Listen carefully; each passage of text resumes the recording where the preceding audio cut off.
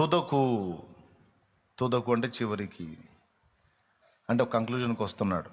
వస్తూ మీరందరూ ఏక మనస్కులై ఒకరి సుఖదుఖముల యందు ఒకరు పాలుపడి, అంటే పాలు పంచుకొని, సహోదర ప్రేమ గలవారును కరుణాచిత్తులను వినయ మనస్కులనై ఉండుడి అన్నాడు. 4 సంగతులు చెప్పాడు. మీరు ఏక మనస్కులై ఉండాలి, ఒకరి కష్ట సుఖాల్లో ఒకరు పాలు పంపులు పొందాలి. ఎందుకంటే మీరందరూ కూడా ఒక ఆత్మ సంబంధమైన మందిరము, మీరందరూ కూడా దేవాలయములో సజీవ రాళ్ళు,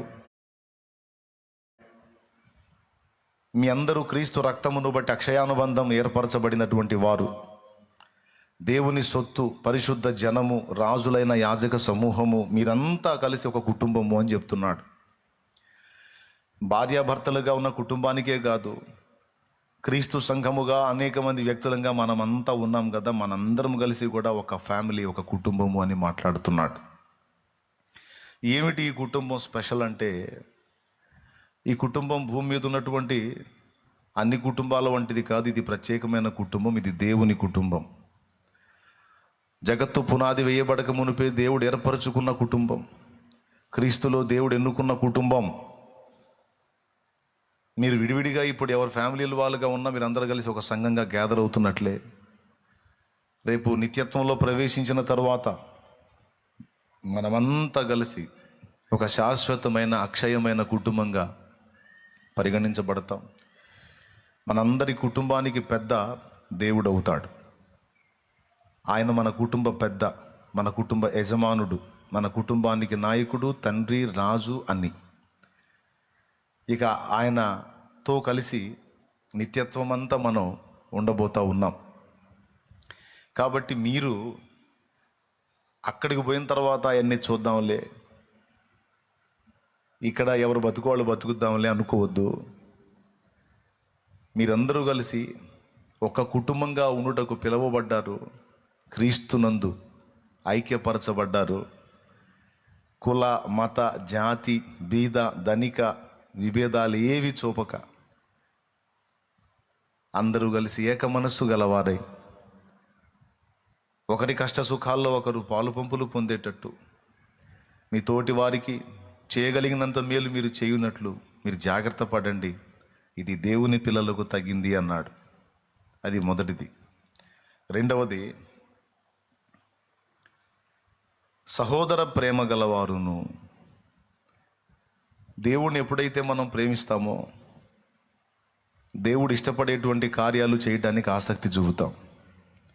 దేవుణ్ణి ప్రేమించేవాడు ముందు చేసే పని ఏంటంటే సహోదరుణ్ణి ప్రేమిస్తాడు.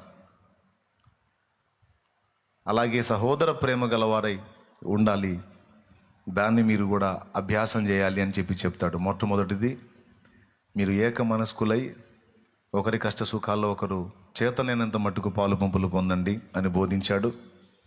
రెండవది, మీరు సహోదర ప్రేమ గలవారై ఉండాలి. తన సహోదరుని కొరకు ప్రాణం పెట్టువానికంటే గొప్పవాడు ఇంకొకడు లేడు అని ప్రభు తెలియజేస్తాడు. మనందరి కోసం ప్రాణం పెట్టిన యేసయ్య గొప్పవాడు. నేను ఎలాగో మీరు అలాగే అని మీరును మీ సహోదరుల ఎడల ప్రేమ కలిగి అవసరమైతే ప్రాణం పెట్టినంతగా సహోదరులను ప్రేమించే మనసు కలిగి ఉండండి అనే మాట అంటాడు. 2, వాస్తవానికి ఇవి కొంచెం కష్టమే. ఈ ఏక మనసు కలిగి ఉండటం అనేది ఒకటి, సహోదర ప్రేమ కలిగి ఉండటం అనేది చిన్న విషయాలు కాదు. ఏక మనసు కలిగి ఉండాలంటే చిన్న విషయం కాదు. ఎవరు ఏక మనసు కలిగి ఉంటారంటే ఎవరిలో అహం విరిగిద్దో వాళ్ళు ఏక మనసులోకి వస్తారు. మనలో అహం మేలుకున్నంత వరకు, అహం విరగనంత వరకు ఏక మనసు రాదు. అర్థమైందా? కానీ అహం విరగటం అంత చిన్న విషయం కాదు. మనం ఎన్నిసార్లు ప్రతిరోజు దాన్ని జావగొట్టినా సరే మళ్ళీ మరుసటి రోజుకి మేలుకుంటుంది అహం. ఈ అహం అనేది పసిపిడ్డప్పుడు ఉండదు, ముసలితనంలోనూ ఉండదు. వయసు పెరిగే కొద్దీ బాడీతో పాటు మనిషిలో గర్వం, అహం అనేవి పెరుగుతూ వస్తాయి. కాలం గడిచే కొద్దీ మన మనిషి చక్రం తెలుసు కదా మీకు. బాలుడు, యవ్వన, కౌమార, వృద్ధాప్యం అని రౌండ్ కొడతాడు. రౌండ్ కొట్టి ఈ 4 దశల్ని నా చిన్నప్పుడు పాఠ్య పుస్తకంలో వచ్చింది. అది ఆ రౌండింగ్లో పసిబిడ్డగా దోగాడే వయసు నుంచి మళ్ళీ ముసలివాడైనప్పుడు స్టార్టింగ్లో 2 చేతులు 2 కాళ్ళు మొత్తం నేల మీద వేసి నడుస్తాడు, దోగాడుతాడు. అలాగే వృద్ధాప్యంలోకి వచ్చేటప్పటికి అదే కండిషన్కి వచ్చేస్తాడు. ఈ మధ్యలోనే యవన వయసు, మిడిసిపాటు, అహంకారం, ఈ వయసు పెరుగుతూ వస్తున్న కొలది అది కూడా పెరుగుతూ వచ్చిద్ది. మళ్ళీ వయసు తరుగుతూ వస్తున్న కొలది అది కూడా తరిగిపోతూ ఉంటుంది. చివరి దశకు వచ్చేసరికి అహం అంతా విరిగిపోయి ఎవరి మీద పగ తీర్చుకోవడానికి ప్రయత్నించరు, ఎవరి మీద అహాన్ని ప్రదర్శించడానికి ప్రయత్నించరు, విరిగిపోయిన అనుభవాల్లోకి వస్తారు. ఎప్పుడు బెడ్ మీదకి వచ్చేసరికి తన పని తాను చేసుకుని ఓపికన్నంత వరకు అహం పనిచేస్తూనే ఉంటుంది. ఇక తన పని తాను చేసుకోలేని స్థితిలో ఆ మంచంలో పడినప్పుడు అప్పుడు విరిగిపోయింది అహం. ఇక అప్పుడు అందరినీ అయ్యా, బాబు, అమ్మ, ఇక తిట్టినా కొట్టినా అహానికి బోరు, సాత్వికులైపోతారు. పసితనంలో లేదు, వయసు పెరిగేటప్పుడు ఈ అహం కూడా పెరుగుతూ వచ్చింది. మళ్ళీ వృద్ధాప్యానికి వచ్చేటప్పటికి మళ్ళీ విరిగిపోతుంది. అయితే ఈ వయసు పెరుగుతూ వస్తున్నప్పుడు ఈ పెరుగుతూ వచ్చేటువంటి అహం చేసే పనులన్నీ కాదు.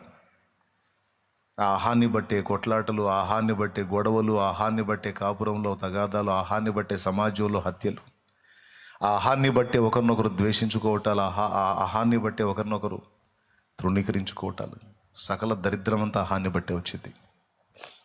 Praise the Lord. కానీ పసిబిడ్డగా దోగాడే పసిబిడ్డగా ఉన్నప్పుడు అహం ఉంటుందా? మంచంలో ఉన్నప్పుడు అహం ఉంటుందా? కానీ ఈ 2 దశలకు మధ్య దశలోనే కదా దాని మిడిసిపాటు. ఆ మధ్య దశలో కూడా దాన్ని చంపితే ఎంత బాగుండు. అది చూడండి, ఆ దశలన్నీ కూడా వేస్తున్నాడు. స్టార్టింగు ముగింపు 2 చూడండి. తీసేనానా ఈ అహం భార్యాభర్తల మధ్య చిచ్చు పెట్టిద్ది, స్నేహితుల మధ్య చిచ్చు పెట్టిద్ది, పొరుగువారి మధ్య చిచ్చు పెట్టిద్ది. ఈ అహాన్ని బట్టే కులం వచ్చింది, కులాన్ని బట్టి మిడిసిపడతాడు, అది కూడా అహం, కులాహంకారం. ధనాన్ని బట్టి అహంకారం, అధికారాన్ని బట్టి అహంకారం, అందాన్ని బట్టి అహంకారం, జ్ఞానాన్ని బట్టి అహంకారం, శరీర దృఢత్వాన్ని బట్టి, బలాన్ని బట్టి అహంకారం. యవన ప్రాయంలో ఉన్నప్పుడు కొంతమంది యూత్ మాట వినరు. చూడండి, వాడు పొంగుతూ ఉంటాడు, పాలు పొంగినట్టు పొంగుతూ ఉంటాడు. అంటే ఇది బలాన్ని బట్టి అహం, ధనాన్ని బట్టి అహం, కులాన్ని బట్టి అహం, హోదాను బట్టి అహం, అధికారాన్ని బట్టి అహం. ఒకవాడికి అధికారం వచ్చింది కదా, ఇక ఆగడవాడు. కానీ ఆశ్చర్యకరమైన విషయం ఏంటంటే ఈ అహాన్ని మనం విరగదీయకపోతే, వినండి, ఈ అహాన్ని మనం విరగదీయకపోతే అది మనల్ని నాశనం చేసిద్ది. ప్రతి మనిషికి అంతరంగంలో ఎప్పుడు ఈ పాఠం ఉండాలి లోపల.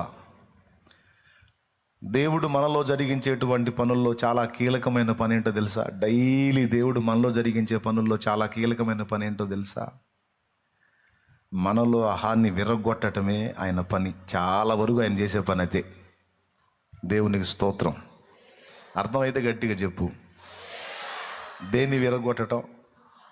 అహాన్ని విరగొట్టడమే ఆయన చేసే పని. అహం అంటే నేను అనే అర్థం వస్తుంది. నేను చెప్పేది అక్షరాలా నిజం. దేవుడు మనలో చేసే పనులన్నిటిలో చాలా కీలకమైన పని మనలో నేను అనే అహాన్ని విరగొట్టడమే. ప్రతిరోజు చేస్తాడు ఆ పని దేవుడు. మనం దేన్ని బట్టి అతిశయపడి విర్రవీగుతూ ఉంటామో వాటన్నిటి విషయంలో మనల్ని విరగొట్టే పని దేవుడు పూనుకుంటాడు. లేకపోతే మనలో నేను అనే ఆ స్వయాన్ని, అహాన్ని దేవుడు విరగొట్టకపోతే మన అహం మనల్నే నాశనం చేసిద్ది. దీనికి బైబిల్లో అనేకమైన నిరూపణలు ఉన్నాయి. మచ్చు తునకలాగా ఒక నిరూపణ ఏంటంటే, హామాను అనేవాడికి కొత్తగా అధికారం వచ్చింది. కొత్తగా అధికారం వచ్చింది. ఆ అధికారం రాకముందు వాడు దీనుడుగా ఉంటాడు. అధికారం రాకముందు అసలు వాటి గురించిన ప్రస్తావనే లేదు. మొత్తానికి రాజైన అహస్వేరోషు ఈ హామాన్ అనేవాడిని హెచ్చిస్తాడు, ప్రధాన అధికారిగా పెడతాడు. అంటే రాజు దగ్గరికి డైరెక్ట్గా వెళ్ళి విషయాలను మాట్లాడేంత స్వేచ్ఛ, చనువు వానికి దొరికిద్ది. ఇక ఎవడు పోవాలన్నా సరే హామాను తర్వాతే. అలాంటి అధికారం హామాను పొందుతాడు. అధికారం వచ్చింది, దేవునికి స్తోత్రం అని కొంతమంది ఎంత అధికారం వచ్చినా, ఎంత స్థాయి వచ్చినా వినయ మనస్సు కలిగి దీనులై ఉంటారు. అది రేరుగా ఉంటారు. నిద్ర వచ్చిన వాళ్ళు ఒకసారి స్తోత్రం చెప్పండి. మెలుగుతున్న వాళ్ళు చెప్పండి. 2 చేతులు ఎత్తి చెప్పండి. పక్కన వాళ్ళ ముఖాలు ఒకసారి చూడండి, పలకరించండి, చేతులు కలపండి. బతికున్నావా పోయావా అని ఒకసారి పలకరించండి. ఎవరు పోకండి, జాగ్రత్తగా వినండి.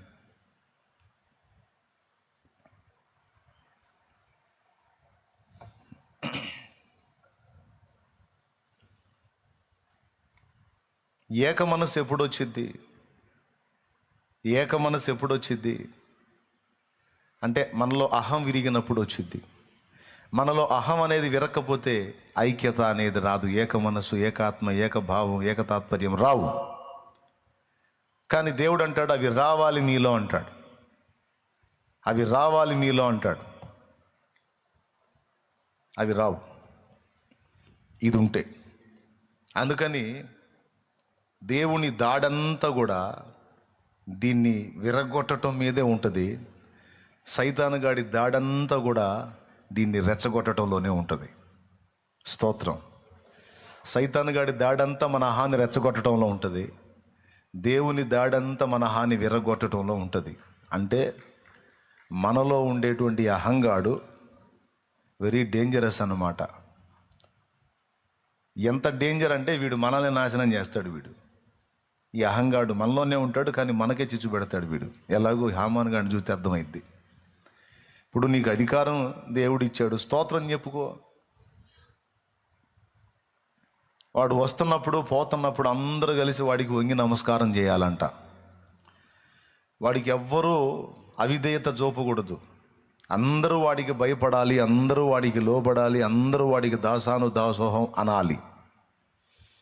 ఎందుకంటే వాడు పెద్ద అధికారం పొందాడు. వాడు రాజు కాదు కానీ రాజు అయినట్టు ఫీల్ అవుతున్నాడు. వాడు రాజు ఆస్థానానికి వెళ్ళేటప్పుడు వచ్చేటప్పుడు అందరూ వాడిని చూసి అలా వంగుతారన్నమాట. వంగుతారు ఎందుకంటే పెద్ద అధికారి, పై అధికారి. మొర్దెకాయ్ అనేవాడు వంగడు, ఎందుకంటే అతడు యూదుడు. అతడు వంగడు, నమస్కరించడు.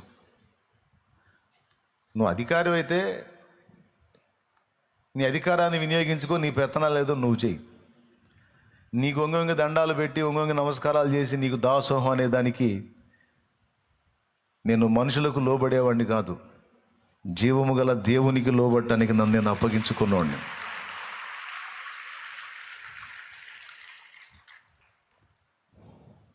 నేను అధికారాలకి దండం పెట్టేవాడిని కాదు. అధికారాలు అన్నిటినీ అనుగ్రహించిన సర్వాధికారి సేవకుణ్ణి నేను. కాబట్టి సామాన్యులు స్పందించినట్టు నేను స్పందించను రా పిచ్చోడా, పిచ్చి హామాను అని మొర్దెకాయ్ రోషంగా ఉంటాడు. అందరూ వీడు వచ్చినప్పుడు వంగి మొక్కుతున్నారు, నమస్కరిస్తున్నారు. కానీ ఈ మొర్దెకాయ్ మాత్రం నిలబడి ఉంటున్నాడు. వీడికి అంత అధికారం ఉన్నా, అంతమంది కలిసి వాడికి నమస్కరిస్తున్నా వీడికి మనశ్శాంతి లేదు. చూసారా, అది అహం ఎఫెక్ట్. వీడికి మనశ్శాంతి లేదు, ఎందుకంటే వాడే ఈ మాట తన ఫ్యామిలీతో పంచుకుంటాడు. యూదుడైన మొర్దెకాయ్ని బట్టి నాకు మనశ్శాంతి లేదు. నేను వెళ్తున్నప్పుడు వస్తున్నప్పుడు అందరూ వంగి దండాలు పెడుతున్నారు, కానీ ఆ మొర్దెకాయ్ అనేవాడు మాత్రం లెక్క చేయటం లేదు. వాడు ఉన్నంత వరకు నాకు ఈ అధికారాన్ని బట్టి మనశ్శాంతి ఉండదని వాడి ఫ్యామిలీకి వాడే చెప్పుకుంటాడు. మీరు ఎస్తేరు గ్రంథం చదివితే మీకు తెలిసిద్ది. అంటే అహాన్ని గురించి నేను మీతో మాట్లాడుతున్నాను. మనందరి జీవితాలకు ఉపయోగపడే సందేశం వినండి. ఏముందిలే అనుకోవద్దు. చివరికి ఒక ఆలోచన చేస్తాడు వాడు.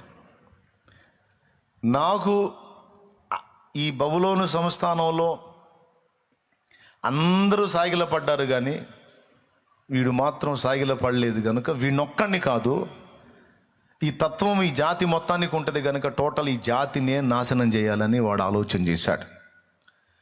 మొర్దెకై ఒక్కడు వంగకయు నమస్కరింపకయు ఉండినందున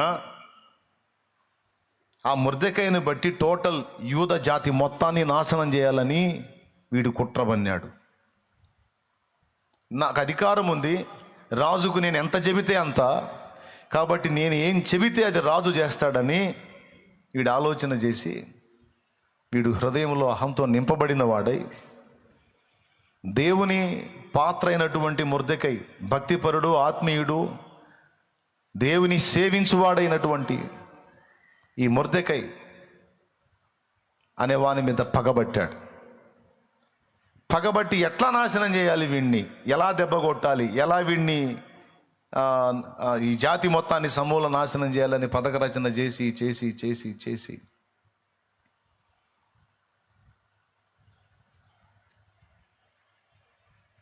ఓ రోజు రాజుతో మాట్లాడటానికి నైట్ బయలుదేరతాడు.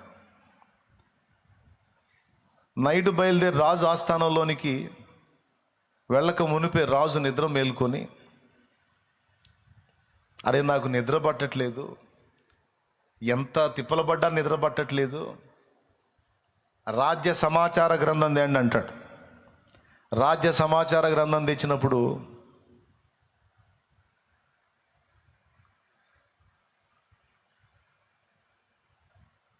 స్తోత్రం చెప్పమ్మా, చెప్పండి, గట్టిగా చెప్పండి. తెచ్చినప్పుడు వాళ్ళు తీసుకొచ్చి ఇస్తారు, తిప్పుతూ ఉంటాడు. ఒక చోట మొర్దెకై చేసినటువంటి సహాయం, రాజు దగ్గర ఉండేటువంటి వాళ్ళు చేసిన కుట్రలో రాజు చావకుండా రాజుకు సమాచారం అందించి రాజును కాపాడినటువంటి మొర్దెకై అని రాసి ఉంటుంది. అరే నా ప్రాణాన్ని కాపాడాడు కదా ఈ మొర్దెకై అనేవాడు, ఇతనికి సన్మానం ఏమన్నా చేశారా అని అడుగుతాడు.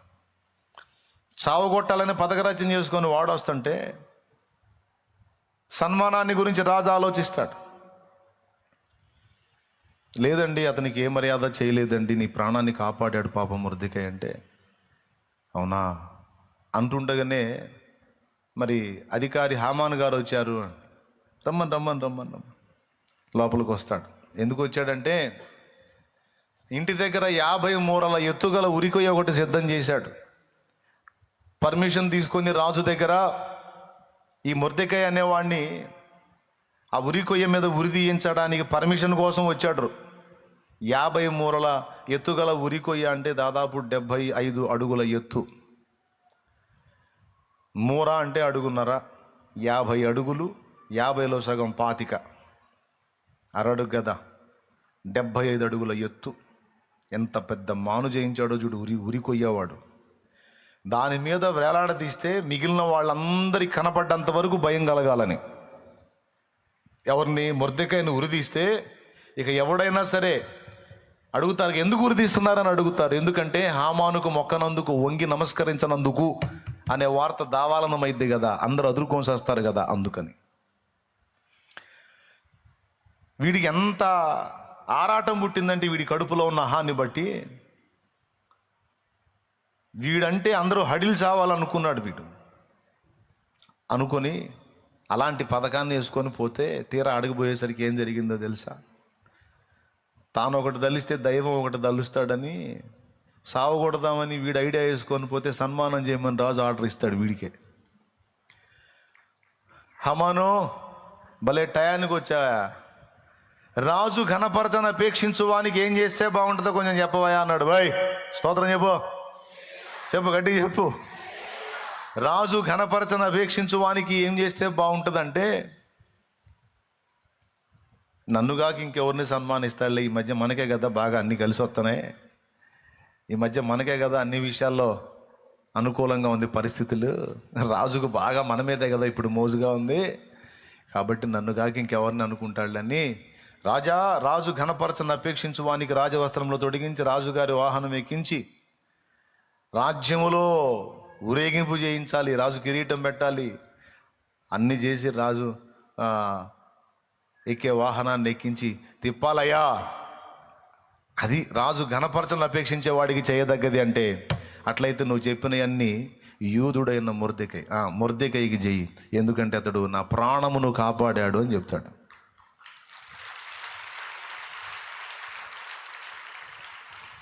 వీడు అహంకారంతో నిండినోడై, ఇప్పుడు అందరూ నీకు దండాలు పెడుతున్నారా, ఒకటి దండం పెట్టకపోతే ఏం పోయిందా,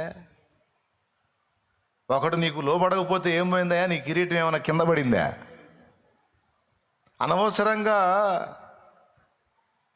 నీది కాని దాన్ని తగిలించుకొని నిన్ను నువ్వు నాశనం చేసుకోవటం కాకపోతే, నీకు అధికారం వచ్చినప్పుడు నువ్వేం చేయాలి, అధికారం ఇచ్చిన దేవుని కృతజ్ఞతలు చెప్పాలి, రాజుకు నమ్మకంగా పనిచేయాలి. నీ అధికారం 4 రోజుల సంబడం కాబట్టి, ఆ 4 రోజుల తర్వాత దిక్కు దేశాలు ఉండదు కాబట్టి, ఆ 4 రోజుల విషయాలు జాగ్రత్తగా చూసుకొని నలుగురిలో మంచి అనిపించుకొని పక్కకు సర్దుకోవాలి. అంతేగాని అధికారం రాగానే ఏదో నీకేదో స్పెషల్ వచ్చినట్టు ఏం లేదు. అహం, నువ్వు నాశనం చేసుకోవడానికి వచ్చే అహం అది. నీ గుంట నువ్వే తవ్వుకొని దానిలో నిన్ను నువ్వే పాతేసుకోవడానికి నువ్వు చేసుకోవడానికి వచ్చిన అహం అది. అధికారం కానీ ధనం కానీ బలం కానీ అది వస్తూ తట్టెడు అహాన్ని తీసుకొని వస్తాయి. ఇవన్నీ ఏమి లేనప్పుడు మనుషులు దీనులుగా ఉంటారు, ఇవి వచ్చినప్పుడు ఒక్కొక్కళ్ళు కొవ్వు పెంచుకొని వస్తుంది. అవన్నీ పచ్చిగా చెప్పాలంటే ఏం పెంచుతాయి, ఆ కొవ్వు పెంచుతాయి అన్నమాట. అట్లాగే అధికారాన్ని బట్టి కూడా కొంతమంది కొవ్వు వచ్చింది అన్నమాట. అంటే అహం. కొవ్వు అంటే మీకు ఈజీగా అర్థమైందని చెబుతున్నాను. ఏమొచ్చింది, అహం. దాన్ని బట్టి వాడు చేసుకున్నాడు. ఎంత దారుణంగా చేసుకున్నాడంటే టోటల్ అయిపోతాడు మొత్తం. ఎవరిని నాశనం చేద్దాం అనుకున్నాడో వానికేమో సన్మానం, నాశనం చేద్దాం అనుకున్నాడికేమో సన్మానం, ఎవరిని పాడు చేద్దాం అనుకున్నాడో ఆ పాడు కావాల్సిన వాడికేమో సన్మానం, పాడు చేద్దాం అనుకున్నోడికేమో నాశనం. సింపుల్. ఆ లైఫ్ మీకు తెలుసు, నేనే స్పెషల్గా చెప్పాల్సిన అవసరంలా. ఒకసారి 50 మూరల ఉరికొయ్య చేపించి దాని మీద వేలాడదీద్దామని పోతే వాని చేతనే గుర్రం ఎక్కి సన్మానం చేపించాడు. ఎంత దరిద్రం. ఎవరిని చంపిద్దామని పోయాడో వాన్నే రాజవస్త్రాలు తొడిగించి కిరీటం పెట్టించి రాజ్యం అంతా తిప్పటం అంటే వీడే నిలబడి మళ్ళీ ఏం కర్మ పట్టిందో చూడు. ఇది ఎందుకు చెప్తున్నానంటే, వాడు పెట్టుకుంది ఎవరితో పెట్టుకున్నాడంటే, భూమి ఆకాశములకు సృష్టికర్త జీవము గల దేవుడు సైన్యములకు అధిపత్యకు యెహోవా సేవకునితో పెట్టుకున్నాడు.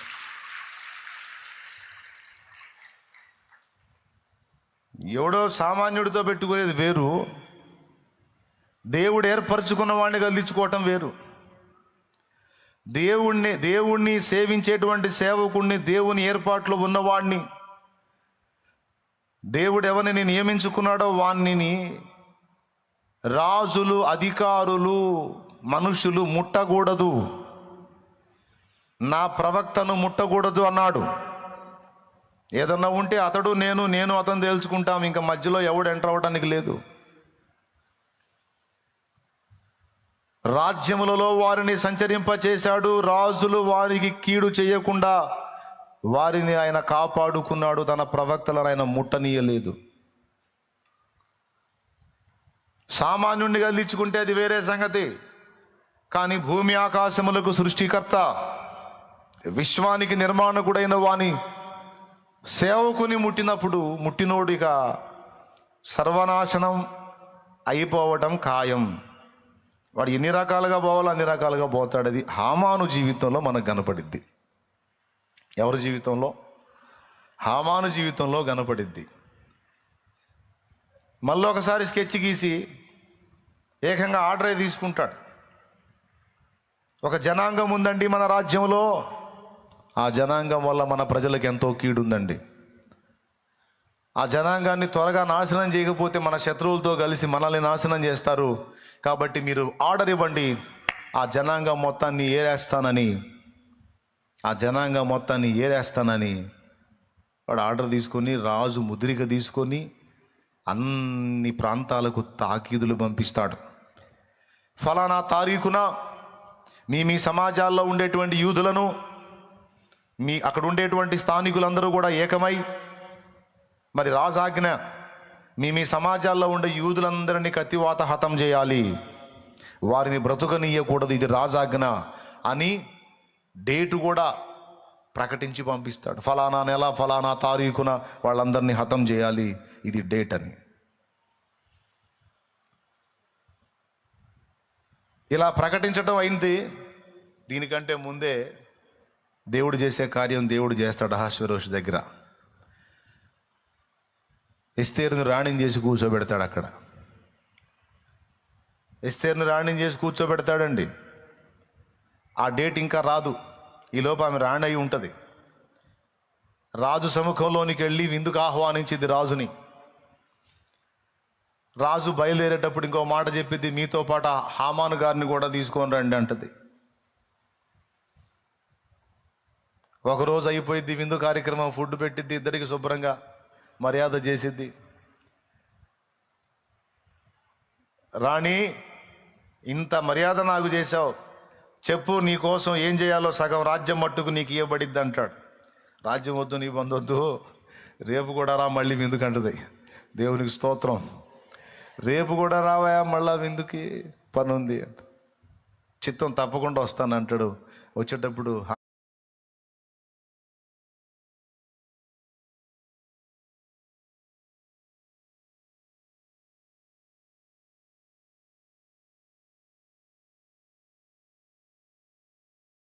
హామాను కూడా తీసుకొని రా అంట. వాడి ఇంటికాడ తెగ చెబుతుంటాడు, రాణి ఎందుకో రాజుగారితో పాటు నన్ను కూడా విందుకు ఆహ్వానించింది, నిన్న ఆహ్వానించింది, మళ్ళీ ఈరోజు కూడా నాకు పిలుపు వచ్చింది రాణిగారు అంతఃపురం నుండి. అసలు నిజంగా నాకు అసలు ఏందో అన్ని ఇట్ట కలిసి వస్తున్నాయి ఏందో అసలు అని వాడు చాలా ఆనందపడతాడు. ఒకడంతే సావు మూనోడికి అన్నీ అంతే వస్తాయి. దేవునికి స్తోత్రం, హల్లెలూయా. ఆ వచ్చే కొద్దీ వీడు ఇంకా మిడిసి పడుతుంటాడు. పెరిగే కొద్దీ, ఎదిగే కొద్దీ ఒదిగి ఉండాలని పెద్దల సామెత ఉంది. ఏమండి, దేవుడు నిన్ను ఒక ఎదుగుదలలో తీసుకొస్తే ఒదిగి ఉండటం క్షేమం.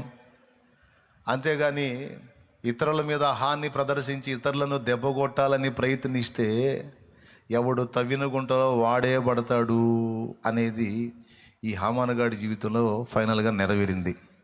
రెండోసారి విందుకు ఆహ్వానించి ఎస్తేరు అంటది, చెప్పు నీకేం చేయమంటావు అంటాడు. మళ్ళీ ఇతను ఒకటే డైలాగు, రాజ్యంలో సగం మట్టుకు నీకు ఇస్తా, కావాలంటే చెప్పు ఏం చేయమంటావు అంటాడు. నాకేం చేసుకున్నా, నా జనాంగం మొత్తం చచ్చిన తర్వాత ఇవన్నీ ఏం చేసుకొని నేను, నా ప్రజలు పోయిన తర్వాత నేను బ్రతికుండి ప్రయోజనమే ఉంది అని బాధపడితే, నీ జనాంగాన్ని నాశనం చేయటానికి ఇంత సాహసం చేసిన దుర్మార్గుడు ఎవడు అంటే, నిన్ను నీ జనమును నాశనం చేయటానికి కుట్ర పని నా దుర్మార్గుడు ఎవడో అంటే ఈ దుష్టుడైన హామానే అంటది. వీడు మంచోడని నేను అధికారం చేశాను, దరిద్రుడు ఎదవా, ఇంత పని చేశాడా, నాకెంతో ఇష్టరాలు, నా హృదయాన్ని తిరిగినటువంటి నా ఎస్తేరు జనాంగాన్ని లేకుండా చేయడానికి కుట్ర పన్నాడా ఈ దుర్మార్గుడు. ఇంకెవడు నాకు నమ్మకస్తుడని ఆవేశంగా పక్కకు పోతాడు. రాజు పక్కకు పోగానే వీడు ఆమె దగ్గర కూర్చొని ఆమె బ్రతిమాలుతుంటాడు, అమ్మగారు అటుగా. ఇంకా కోపం వచ్చింది రాజుకి. నేను పక్కకు వస్తే నా భార్య దగ్గర నువ్వేం మాట్లాడుతున్నావురా అని ఈయన అరెస్ట్ చేయండి అని పోయి, మరి రాజులకు మెంటలు వస్తే అంతే, నేను తీసుకెళ్ళి వేసేసేయండి అంటే ఏం చేయమంటావు. మరి శాసనం జరిగింది, మళ్ళీ ఏం రద్దు చేయడానికి లేదంటే, మరి నా జాతి నశించిపోవాల్సిందేనంటే మళ్ళీ ముద్ర ఉంగరం తీసిస్తాడు. ఇదిగో నీకు ఇస్తానా, నువ్వు ఏం రాయించుకుంటావు రాయించి అర్జెంటుగా పంపించేసే, నీ జాతి మొత్తాన్ని కాపాడుకోమని అధికారం ముద్ర ఉంగరం ఇచ్చి వెళ్తాడు. ఇక చూసుకో, తన జాతిని కాపాడుకుంటుంది, హామాన్ టోటల్ ఫ్యామిలీని వాడు ఏపిచ్చాడు 50 మూరలు ఉరికొయ్యా. ఎవరిని తీయాలని? మొర్దెకాయని తీయాలని. దాని మీద వాడినే ఉరిదీపించింది. చాలామంది గ్రహించాల్సిన విషయం ఏంటంటే, హామానుగాడు ఉరికొయ్య రెడీ చేసుకునేటప్పుడు వాడు ఎంత ఆనందపడ్డాడో ఆ ఉరికొయ్య చూసి, ఎంత ఆనందపడ్డాడో. కానీ వాడికి తెలియదు అది వాడి ఉరికొయ్య అని, అది వాడు వ్రేలాడే ఉరికొయ్యే అని. వాడే అందరి ముందు బాహాటంగా ఉరిదీయబడతాడని, బాహాటంగా అవమానపరచబడతాడని, వాని ఇల్లు శాపగ్రస్తమైపోతుందని, వాని నివాసము పెంట ఇల్లుగా చేయబడిద్దన్న సంగతి వానికి తెలియదు.